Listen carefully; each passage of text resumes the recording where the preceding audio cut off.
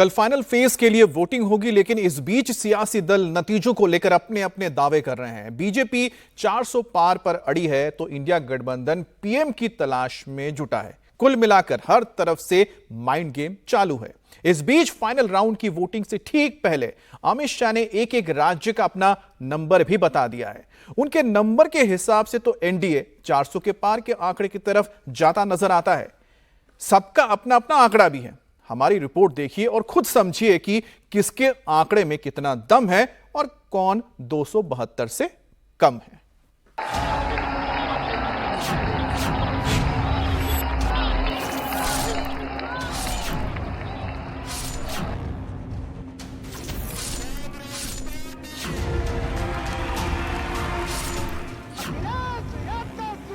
एक नंबर पर लालटेन चलेगा। फिर एक बार, फिर एक बार, फिर एक बार। 4 जून को मोदी का कितना दम, 400 पार या 272 से कम? 4 दिन बाद 4 जून को क्या होगा? इंडी आएगा या एनडीए रहेगा? मोदी का 400 पार फंसा सकता है महाराष्ट्र, बंगाल और बिहार। क्या बीजेपी के लिए यूपी की 80 सीटें मुश्किल हो रही हैं? क्या राजस्थान और हरियाणा में बीजेपी सीटें गंवाने जा रही है? But this time, I don't think it will take even 48 hours. Within a few hours, the leader of the Janbandhan. Jairam Ramesh ने क्यों कहा कि 48 घंटे में प्रधानमंत्री तय कर देंगे? क्या इंडी गुट ने अभी से अपना प्रधानमंत्री चुनना शुरू कर दिया है? क्या 4 जून से पहले ही कांग्रेस ने नई सरकार की कैबिनेट बनानी शुरू कर दी है? क्या कांग्रेस कोई माइंड गेम खेल रही है या वाकई कोई बदलाव होने वाला है?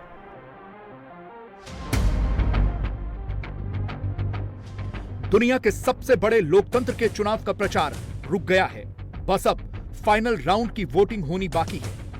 1 जून को बाकी बची 57 सीटों पर भी वोट पड़ेंगे और सिर्फ 106 घंटे के बाद 2024 के चुनाव का पहला रुझान आ जाएगा। बीजेपी का दावा 400 पार सीटों का है, लेकिन पार्टी की इंटरनल रिपोर्ट क्या कहती है?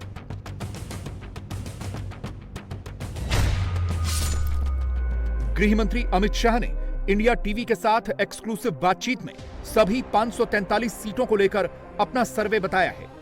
होम मिनिस्टर का दावा है कि एनडीए 400 के पार जा रहा है।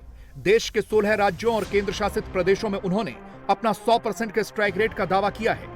अमित शाह ने कई राज्यों में बीजेपी को होने वाले नुकसान को भी स्वीकारा है। 16 राज्यों और यूटी में भारतीय जनता पार्टी 100% विजय प्राप्त करेगी, जहां किसी का खाता नहीं खुलेगा। 16 यूनिट्स।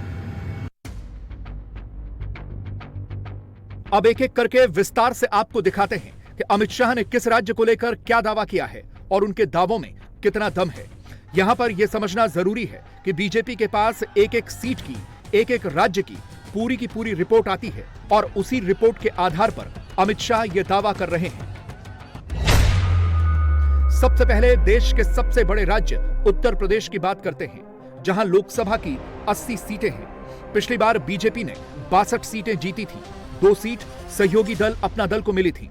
इस बार बीजेपी 74 सीटों पर चुनाव लड़ रही है और 6 सीटें सहयोगियों को दी हैं। अमित शाह का दावा है कि बीजेपी यूपी में 70 से ऊपर सीटें जीतेगी और हो सकता है कि रिकॉर्ड भी टूट जाए।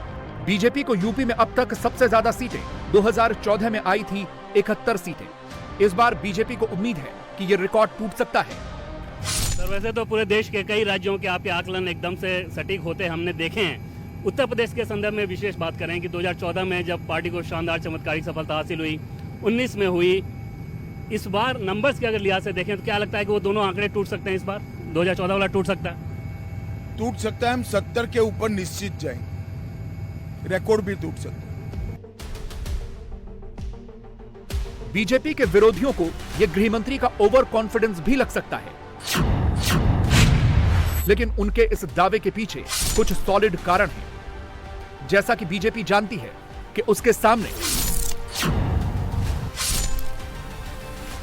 समाजवादी पार्टी और कांग्रेस का गठबंधन उतनी मजबूत चुनौती नहीं दे पा रहा है, क्योंकि सपा और कांग्रेस दोनों मिलाकर भी बीजेपी से आधे ही हैं। 2019 में बीजेपी को यूपी में करीब 50% वोट मिले थे, जबकि सपा को 18% और कांग्रेस को करीब 6.5% वोट मिले थे। यानी दोनों मिलाकर भी पूरे 25% नहीं हो पा रहे हैं, जबकि बीजेपी दोनों का दोगुना है।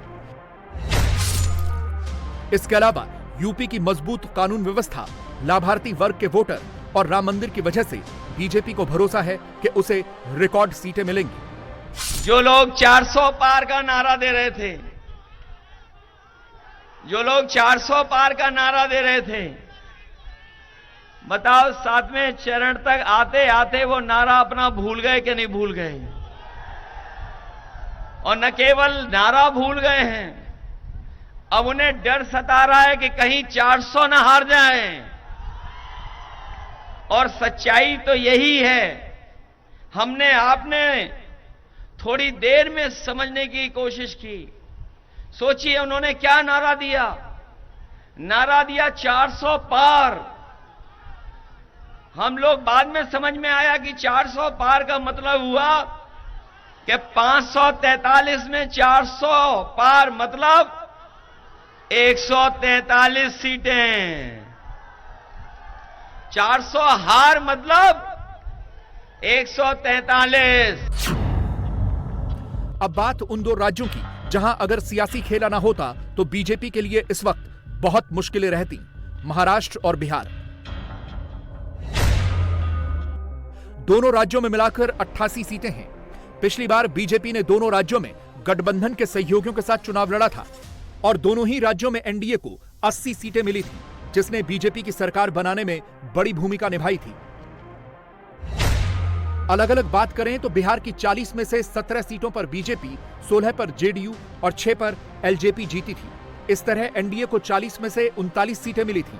अमित शाह का दावा है कि इस बार भी बिहार में यही स्थिति रहेगी। बीजेपी को लगता है कि नीतीश कुमार के एक बार फिर से साथ आने की वजह से स्थिति बदल गई है।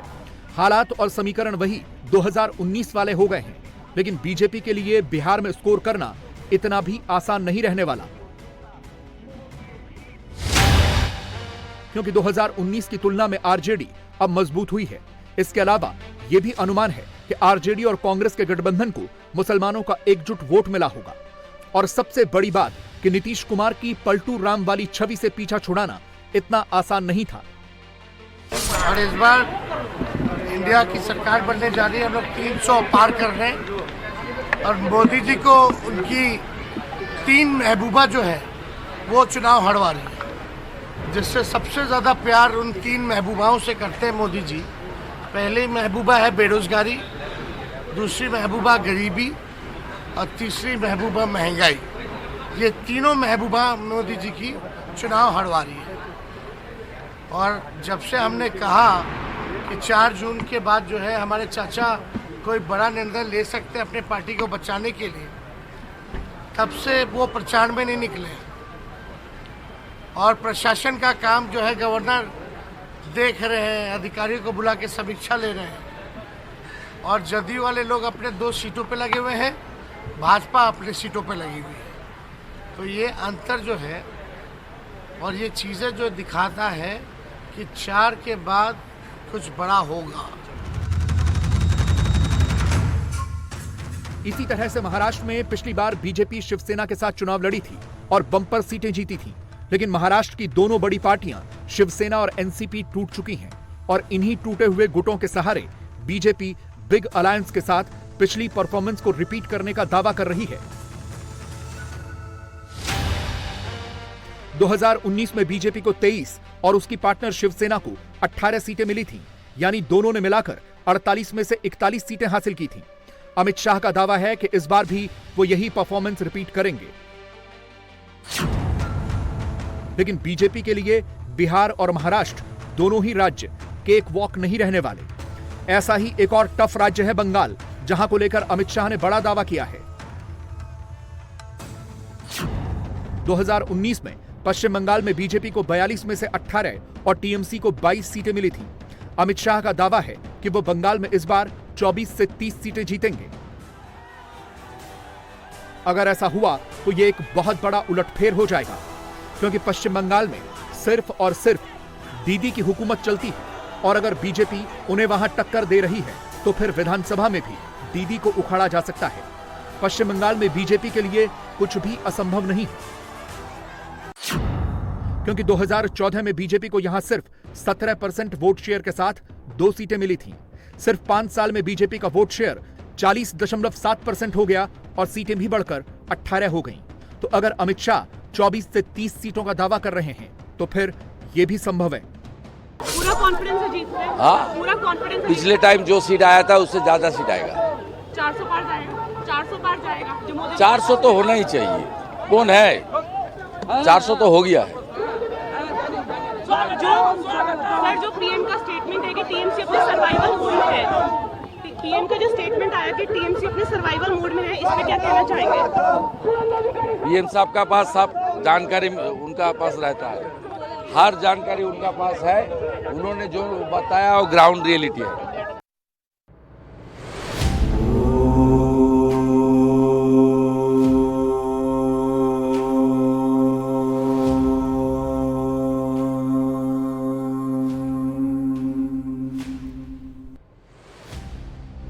मोदी का यही कॉन्फिडेंस विरोधियों को परेशान करता है। चुनाव प्रचार खत्म हो गया, नेताओं ने अपना काम कर दिया। बस 57 सीटों पर वोटर को काम करना है और फिर काउंटिंग होगी। 80 दिनों का टाइट चुनाव शेड्यूल खत्म होने जा रहा है। करीब करीब 2.5 से 3 महीने से नेता प्रचार कर रहे थे। अब जब प्रचार थमा है तो सब आराम फरमा रहे हैं, लेकिन मोदी फिर काम पर लग गए हैं। मोदी कन्याकुमारी में विवेकानंद रॉक मेमोरियल में ध्यान मुद्रा में रहेंगे। विरोधी समझ ही नहीं पा रहे हैं कि मोदी को इतना कॉन्फिडेंस मिल कहां से रहा है।